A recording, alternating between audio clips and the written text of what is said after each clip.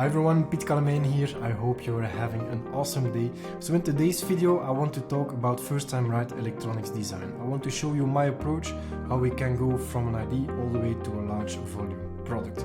Now it is a snippet of a webinar that I did a couple of years ago.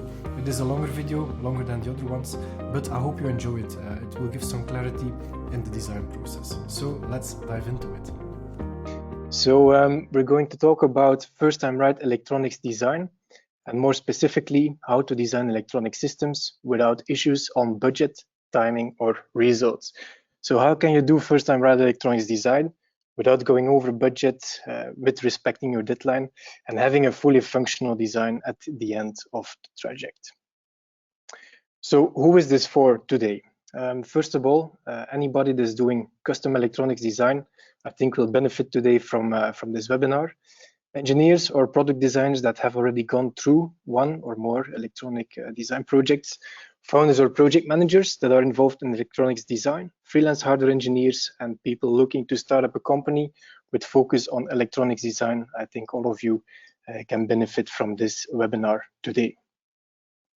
Now, to give you some more information about my background, let's say, who is this for? Well, I can certainly relate to the situation where some of you can be today. So I have failed often in electronics design. I have to be honest in that.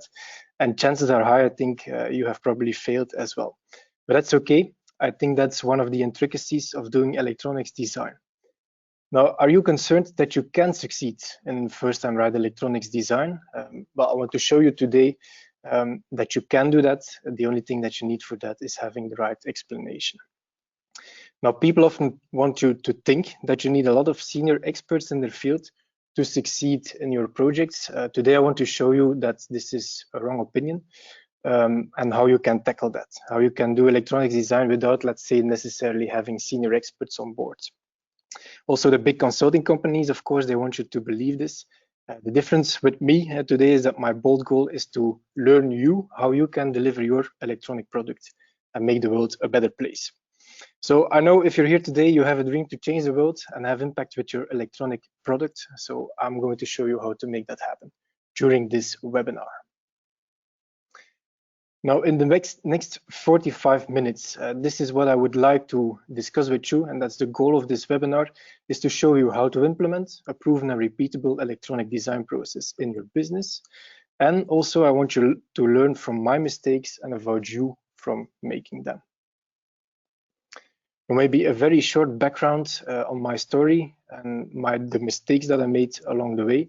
So think again, chances are high that you have a passion for electronics design if you're here today. The passion for electronics for me started when I was 10 years old. I then did studies in electrical engineering, did a PhD, and I finally was able to turn my passion into my job. I started my own company 5 years ago. What I did in the beginning was helping clients realize their project by doing custom electronics design. And my bold goal today is still to empower people to deliver their electronic products and improving the world step by step. Now, I have made a lot of mistakes along the way. So these are a lot of stories that I can tell you, but I will only keep it to the last one today. So I call the story the 4-layer design that was produced with 2 layers. You can see where we are going here. Just, well, to give you a bigger overview, I started my company 5 years ago. I had some experience in electronics, but of course, along the way, I came along some extra errors that I made. Now, I try to learn from these errors because these errors are often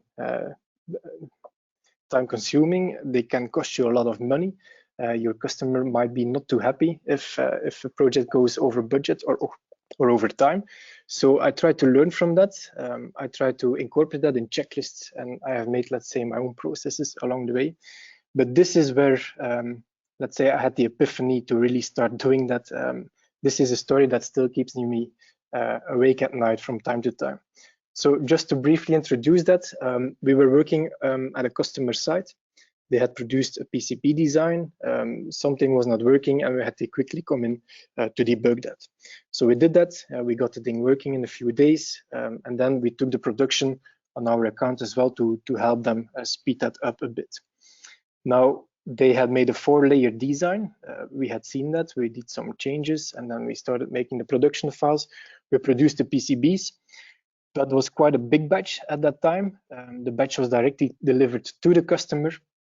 And then a few days after it was delivered to the customer, I got a phone call from them asking me if we really had produced it with 4 layers. So I was not too sure what to answer there. So they told me that they had the impression that there were 2 layers less than intended. So we went to see them, went to look at the PCBs, and lo and behold, indeed, that PCB batch was produced with 2 layers. That's of course a very big mistake to make, and one of the biggest reasons there is that we were cooperating with a lot of people in that project, that there was no real process in place in my company, in Centineo. So end of the story, we had produced a PCB with 2 layers less. So I can imagine if you are in electronics, you're hearing this today, this sounds very stupid to make a mistake like that. I think this is one of the biggest ones that we have ever made. But there's also smaller mistakes that you can make that can cost you money. For instance, if you order PCBs, forget to order stencils, there's some extra lead time involved, all these kind of things. If you forget, let's say, to put the correct silk on your PCB, that's maybe also a big one to forget, or fiducious on your PCB, then again, there's some issues over there. So this is to be avoided. I learned from these mistakes, and these are now in processes.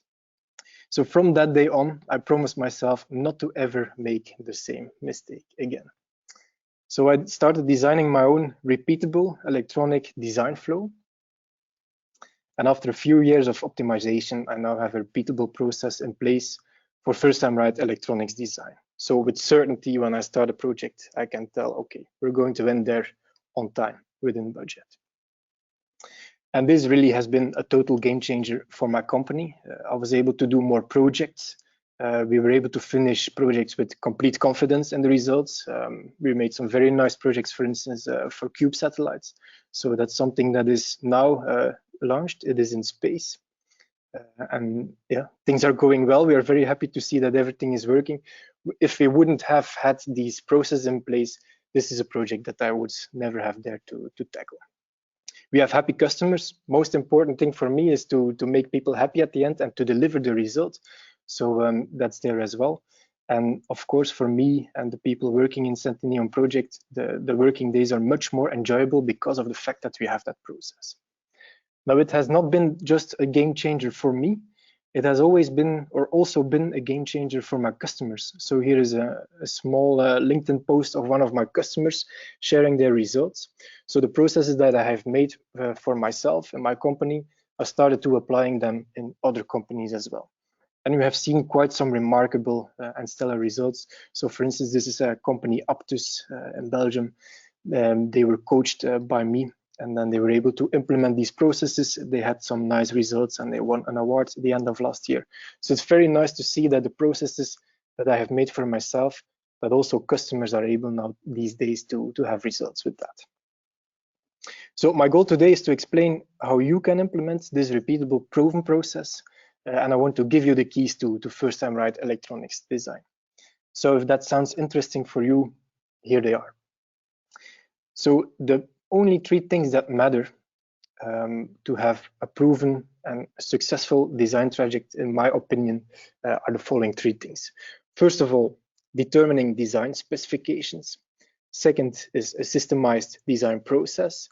And last is realizing only the design specifications, not adding extra features.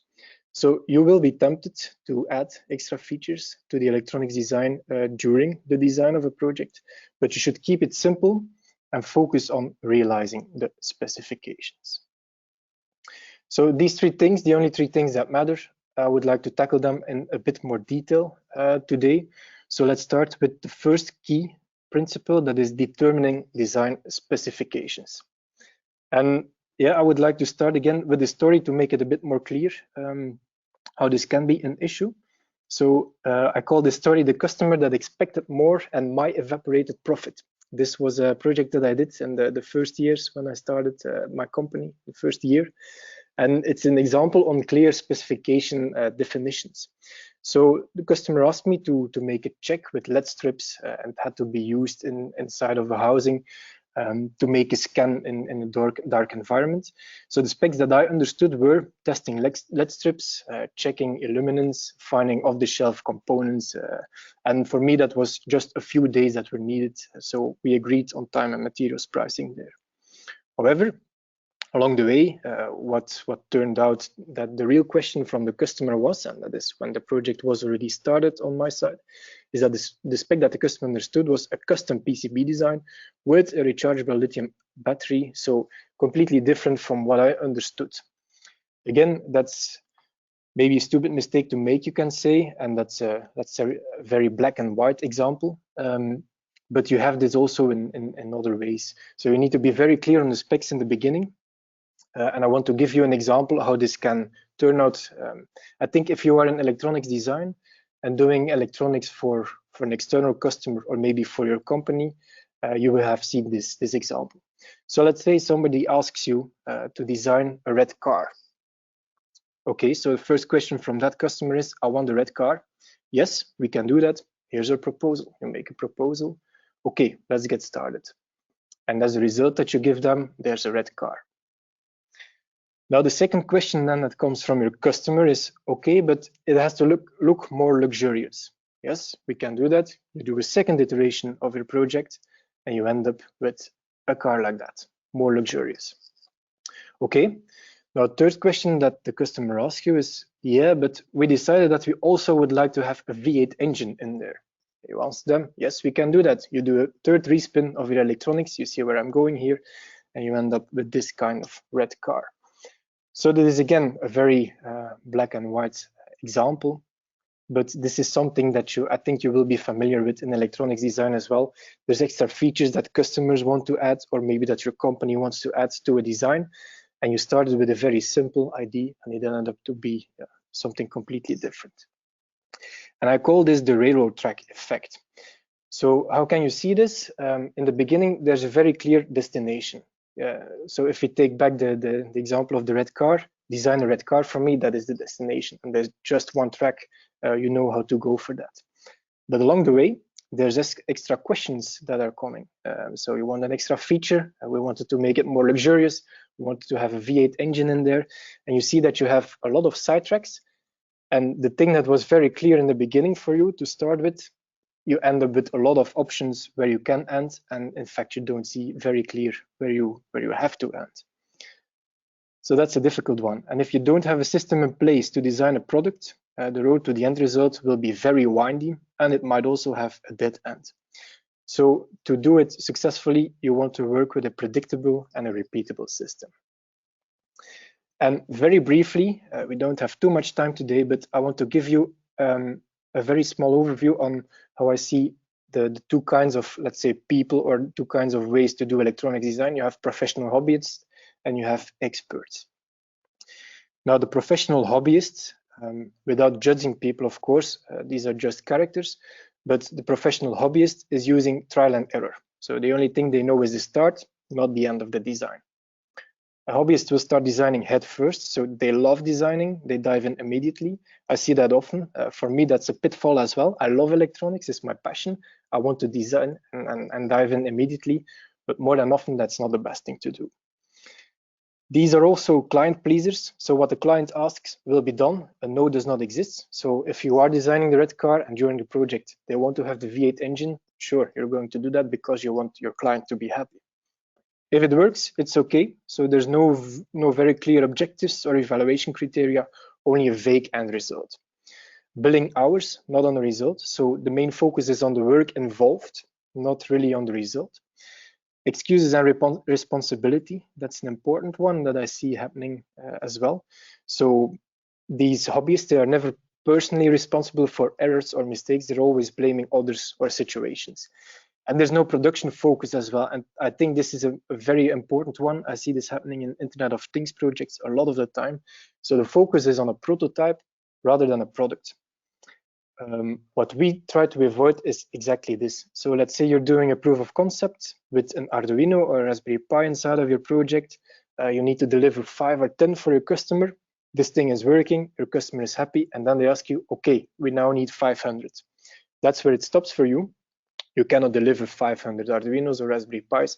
You need to go back completely to the drawing board and start designing again. So this is something that we really want to avoid. If we do a design, we already think about the productization. I will show you that in a minute. That's what I call the productization ready prototyping. So, and this is more than often the result if you look at the way a professional hobbyist tackles a project. So the very clear view that they had in the beginning, it ends up being a monster. There's extra features added, the scope creep, there's extra budget, and there's longer deadlines or longer lead times. Again, of course, very black and white, but might start to get you thinking. The expert, on the other hand, uses a repeatable design process. So there's no randomness in the design process there. All the steps are systemized and clear.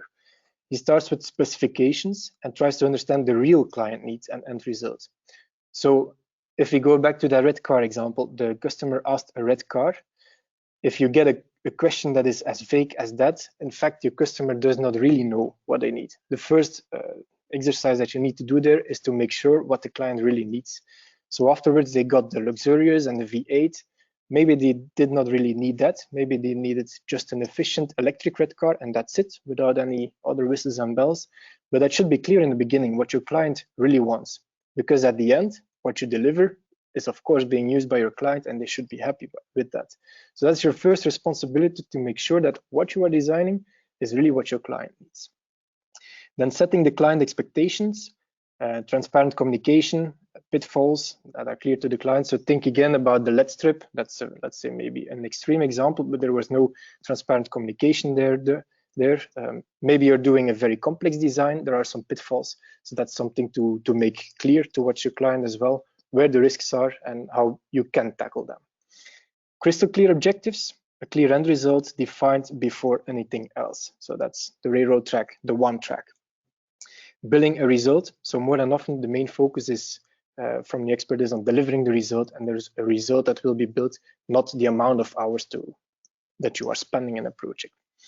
Full responsibility, so errors or mistakes are tackled, no secrecy and open communication. So if something happens in that project, there will be communication with the customer or the client to indicate, okay, we have this issue over here, we're going to tackle it like that, but this should not be kept secret, of course. And then we talked about this, the productization ready design. There's a clear production focus. So this is the transformation that we are trying to give via our company Centineo as well. That's in our Electronic Design Accelerator program.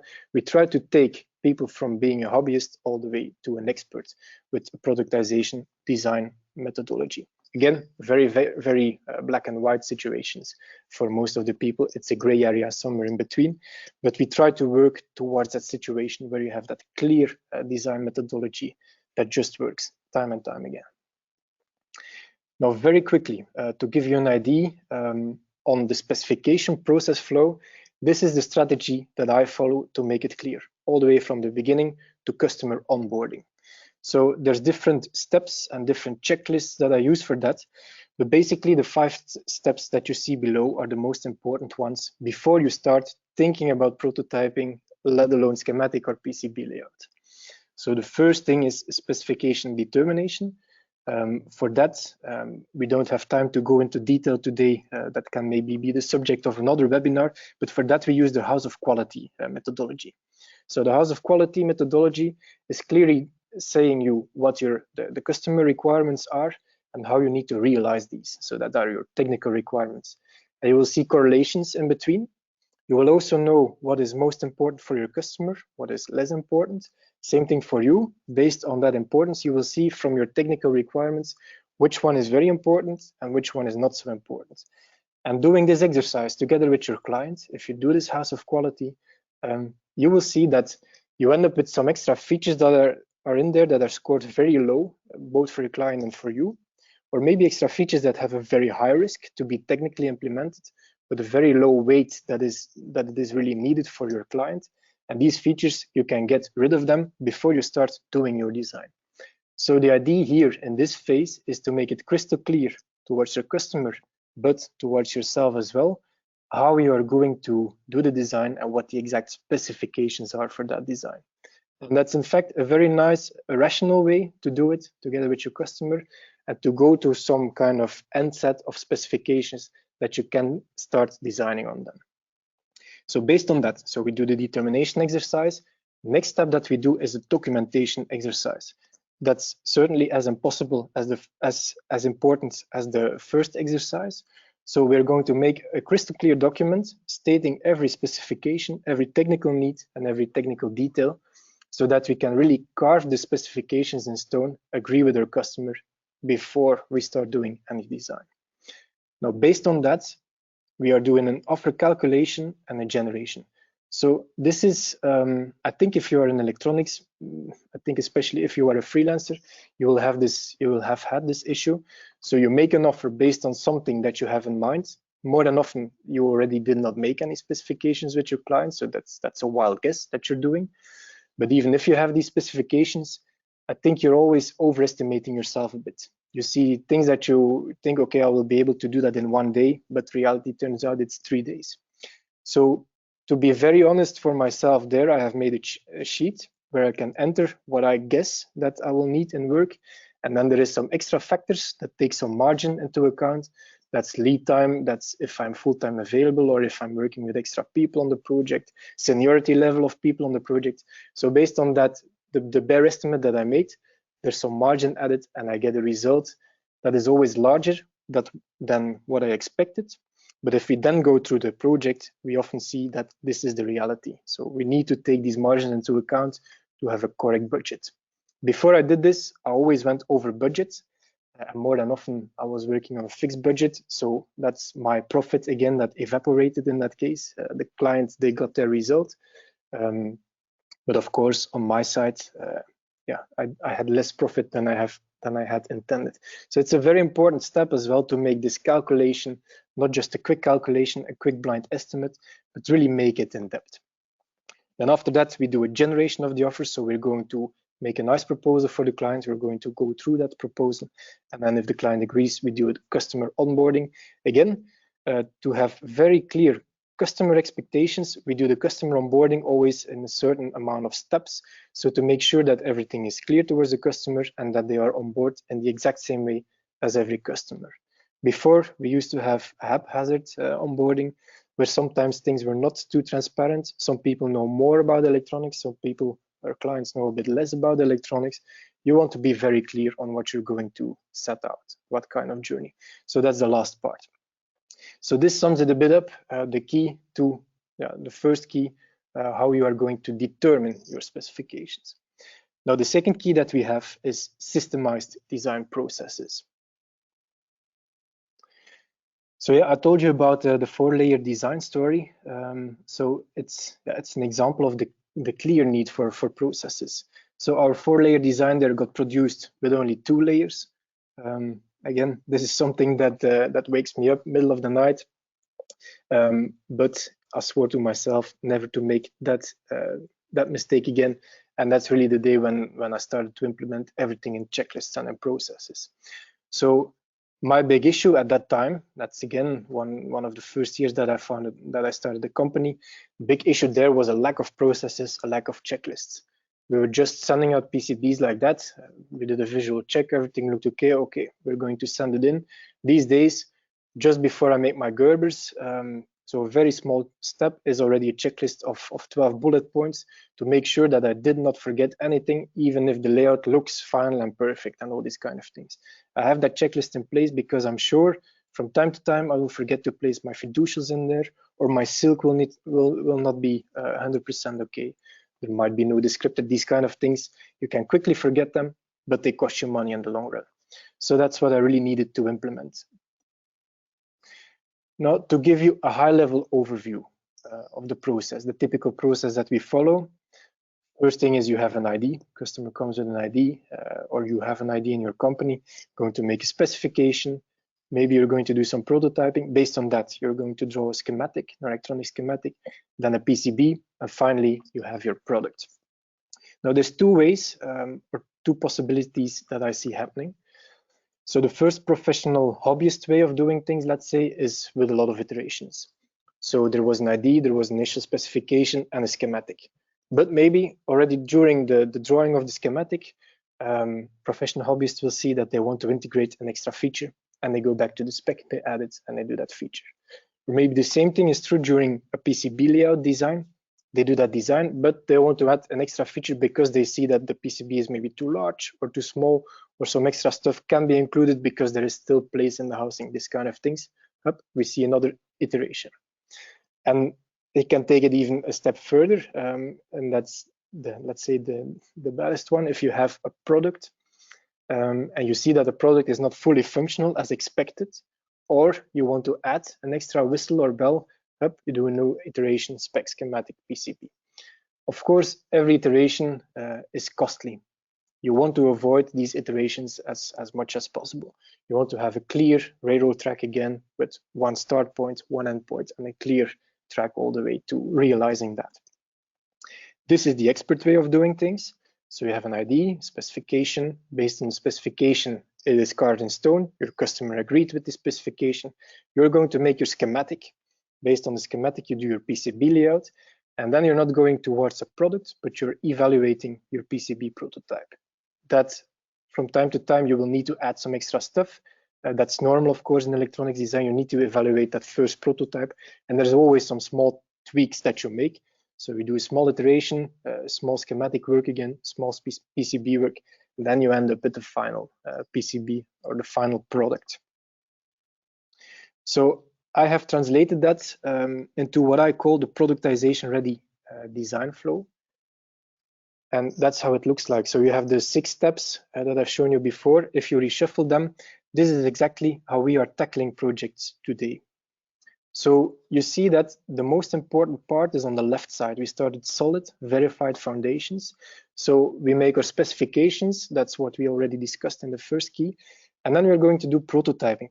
So in these specifications, let's say you want to measure temperature, for instance, you want to evaluate that the hardware block that you have in mind is able to do that. So we are going to evaluate every spec in minimum viable way. So typically there are breakout bars already available that you can use. We do that to check if every part of the spec can be realized before we make a schematic or a PCB. So only when we have solid and verified foundations, when the client agrees with that, we can go to the next step, which is schematic design. And at that point, the job for us is quite easy because we know exactly what to put on there. We have already verified some stuff. Maybe on evaluation boards, there is kind of an application schematic that we were able to use and verify on that evaluation board. So we can just port it in our schematic design as well. And we have a clear set of constraints to work for. After that, in the first iteration still, we're going to do a PCB layout based on that schematic design. Now then, we go to the assembly and debugging phase. That's what I call number 5 here in this schematic. So that means that you have your PCB, it is assembled, and you have your first prototypes, you can still call them, and you want to evaluate if these really match the initial specification set out. So for instance, if, again, you're doing temperature measurement, it has to be within a certain spec.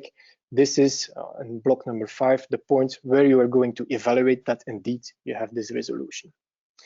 Now, this assembly and debugging phase will give you feedback on what you have designed.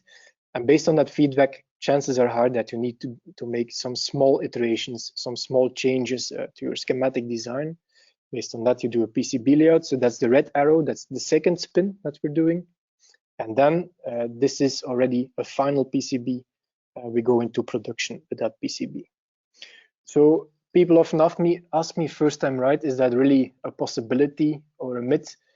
How we see first time right is starting with the right specifications and knowing what you're designing for. And if you start like that, you can limit the number of spins to 2 spins.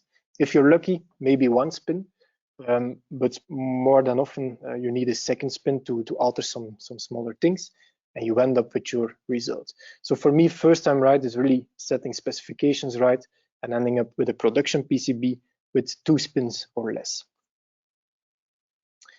Now, the design process flow, I want to give you a quick overview.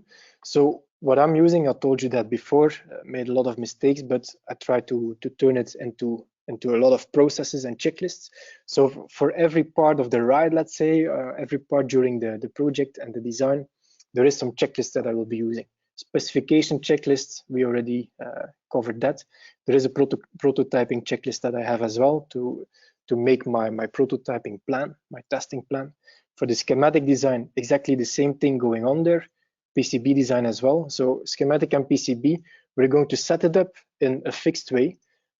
So before, I used to have quite a random folder structure on how to set this up.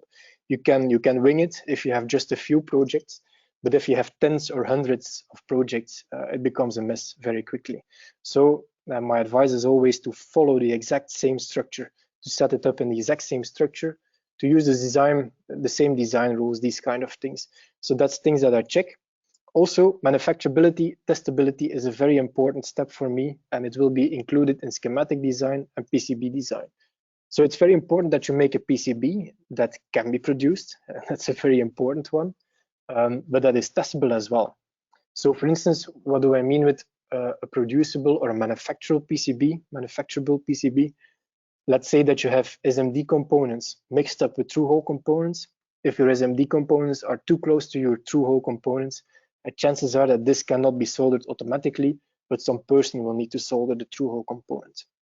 That's not a very big error or a mistake, but that's a mistake that will cost you money in the long run, especially if you're going to do very high volumes of products, then that becomes an issue, of course. Another thing in manufacturability is, does your PCB really fit in your housing? I used to make my PCB layouts, and then after I was done, I tried to fit it in housings to see at that time that it did not fit in the housing. So these are things that I now have in my checklist to start and verify that really the PCB fits inside the housing before we start to draw the first track, let's say. Then assembly and debugging, exactly the same thing over there. So I used to have a process, let's say, process is a big word, a random way to generate all my Gerber files, bill of materials. And it took me quite a few hours, I think 2 to 3 hours for a very simple PCB to set everything right, extract the files, send it out to my PCB producer. But from time to time, I made mistakes over there. So what I have done is I have these checklists to make sure that everything is included. That's the first step. But also I have automated everything possible in there. So right now, what took me 2 to 3 hours before, it takes me just 1 minute. And I'm not kidding you, it's just 1 minute. I can generate some files automatically. They are in the folder structure. The only thing I need to do is to zip it and send it to my PCB manufacturer. So that has already changed my life. But the biggest change that I have seen is in the production phase. So again, over there, a lot of checklists. This is even more important that everything is correct. And then right there, we are focusing, let's say, a bit more on end of life of components, how we are going to take control on lead time for production and on stock inventory. So that's all included over there, but also again, the creation of these files. So it's not only Gerber files in that case, you have pick and place files, ODP files, you have virtual representations for your assembler. It needs to be all very correct. And the biggest problem there that I had, so for that project, let's say, or that part of the project, it took me half a day to a day to generate all these files. Biggest issue is if you want to change just one component or maybe just one track, you need to go through the complete thing again. So again, it took me then half a day to a day for the more complex ones. So what I did, I turned that into an automated job as well there to do that automation every time in the same way and every time 100% correct. Literally, this has changed the game for me completely. So the work that I had for half a day or 1 day to make all these production files, I can now do it in 3 to 5 minutes. That's all it takes to generate all this stuff. And I am 100% sure that everything is generated correctly. So total game changer for me to have that implemented. It will take us a bit too far to show you these files today and how to do that, set everything up. That's something that we can cover in more detail, but this has been the biggest game changer for sure in that part. So this we have covered the specifications, prototyping, schematic design, so the environment setup, drawing a schematic, so thinking about everything before you start drawing a schematic, setting the footprints right. I often see people using footprints that are available online in public libraries, but then the issue is that maybe there's no correct fit, these kind of things. So that's all to be checked before you even draw the first symbol, let's say, in your schematic. Then manufacturability and testing, again, these tests are in there How are you going to make sure that your manufacturer can make it, that it's testable? An important one, for instance, here is if you look at your bill of materials, to reduce the cost of your PCB, you want to have a bill of materials with the least amount of lines possible. So let's say you're looking at capacitors for decoupling. You can do decoupling with 10 varieties of capacitors, let's say 100 nano, a 10 nano, 1 micro, a 10 micro, and a 100 micro, what have you. The question is, do you really need that variety in capacitors? So you can go and decrease that number of capacitors, maybe to 2 or 3 types of capacitors that you're using for decoupling, but that reduces the number of reels that your manufacturer has to put in his machine. So that reduces the cost of your total design. So these are small things for you to do or to take into account when you're doing an electronic schematic, but at the end of the ride, it makes a big difference.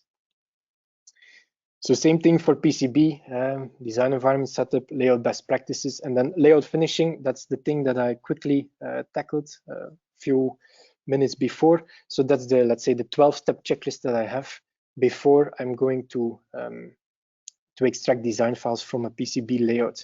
So the moment that you think that it is finished, I always go through that checklist, and from time to time, there's still things that I catch that I need to do. Then assembly and debugging. So the PCB ordering, doing that in a structured way. Same for the soldering and debugging, and then the same for manufacturing. So manufacturing is then the fully automatic assembly, let's say, of your PCBs. How are you going to test it? Making a plan for that. And that's then again going back to your specifications to see that this matches. Then the test specification, so exactly writing down how you're going to test, and QA sheets, which your manufacturer can use to verify that a PCB that they have made is actually doing what it should. And that's if to conclude, this is then the productization ready design flow. So we've tackled that before. So you see the 2 spins. I think this is more clear right now how we do this. So yeah, a nice story from one of our customers where we implemented this. I already briefly tackled it at the beginning of this webinar. So it's my customer Aptus. They went by applying these design methodology from design cycles of 2 months to design cycles of 2 weeks by applying the processes. So they have had stellar results by implementing that. They used to have random design processes. They had the abilities to make electronics. They had nice products. But let's say the bottleneck or the thing that they faced was that there was no clarity, let's say, on the process and no clarity on where and when it would end. So we started to implement these processes that I had made for myself. And at the end of the ride, they were able to go from design cycles of 2 months to 2 weeks. They now have their own toolbox with a lot of components in there that they can reuse, verified blocks. And at the end of last year, they had some award-winning results already with one of these things. So that's very nice to see that the things that I learned from my mistakes. I made these processes, but that other people can implement these as well and have good results with these. So third key, that's our last key, let's say, to first time right electronics design, is realizing the design specifications. So I want to tell you a very quick story here about the 100% functional design that wasn't. And that's an example for the need to have specifications, but to verify them in the beginning as well. So what was the story here? I got a dust sensor from a client. They had a proven schematic, so they thought. So pre-made PCB design and schematic, and the customer wanted to skip prototyping. So they wanted to immediately have us design a PCB, put it on the dust sensor, put it in the field, and have it working. So we lacked a clear verification there of performance. We had to verify before that the schematic that they proposed that was claimed to be 100% working, that really was the case. So we did not verify that. We skipped this step to be a bit cheaper for the clients, but at the end of the ride, of course, you know it by now, it has been more expensive. So the result was a suboptimal PCB. There was a very difficult calibration to be done by the customer as a result. So suboptimal result, that's avoidable. I'm not happy to have a result like that. Client is not happy to have a result like that. This is, of course, not the way how to tackle things. And the biggest issue we had over there was focus. We were a bit distracted by having these things already in place, having a PCB, having a schematic, we were not really focused on verifying that things were clear. And that is one of the most important things. You can draw that back to the feature creep as well. You are maybe very passionate for electronics, you're designing a thing, and along the way, some extra thought pops in your mind and you want to include that as well. And that's where the problems start coming in. So just to sum up the common pitfalls and mistakes again, so no clear set of specifications, we tackled that in key number 1. No repeatable design processes, we tackled that in key number 2. We're now in key number 3, and that's no focus on realizing the specifications. So that's feature creep, adding extra features. And the most important thing that I see over there is to have focus when doing it. So a nice analogy that I want to give there is if you have a magnifying glass and you just move it like this over a pile of leaves without clear focus, nothing will happen. If you take that glass and you really focus the rays of the sun on just one part, what you see is that the pile of leaves will burst into flames. You have a very small spark first, and then the pile of leaves will start and burst into flames. And I think that's a nice analogy to have in mind how important it is to have focus during your electronics design and make sure that you end where you should end. Again, that railroad track effect, end up at that one point where you need to end up. Now, to give you a customer example over there, that's a customer in Belgium that we coached last year as well. So this is the first time within budget and on time story, let's say. So the customer, they had junior electronic design expertise in the company. They had variable design results, let's say. The project budgets were not respected. They are part of a larger holding, so let's say they had the margin to go over budget, but of course that's not very interesting, and that stops at some point. And the deadlines were never managed, in fact. So what we helped there, or how we helped, is we did some hands-on coaching. We implemented, again, our proven process flow, and we did some knowledge transfer on specific subjects. So we saw that the junior expertise was sometimes very junior and that they needed some extra electronic expertise. So we hopped in there to give them some extra knowledge where needed, and we started implementing these processes. Most important thing for them, again, was to clearly define the specifications. That was the most important one, but also the focus. Along the way, these guys like electronics, just like me, just like you, I assume. They wanted to add extra stuff, but they were distracted, and that's why they always went over budget and over a deadline. So the result of the combination of our help here was that they realized their first project within budget and on time in years. They are now doing electronics design with more confidence and more electronics design projects as a result. So it's been very beneficial for them. So these are the 3 keys that we have been discussing, and that's in fact the only 3 things, in my opinion, that matter to have first time right electronics design results. So it's first determining the design specifications, then systemized design process, and realizing these specifications. So I hope you liked this video. Of course, as always, if you have any questions, feel free to put them in the comments below and I'll be very happy to answer. If you like the video, feel free to give it a thumbs up, and of course, if you like the channel, feel free to subscribe. Have a nice day. Bye bye.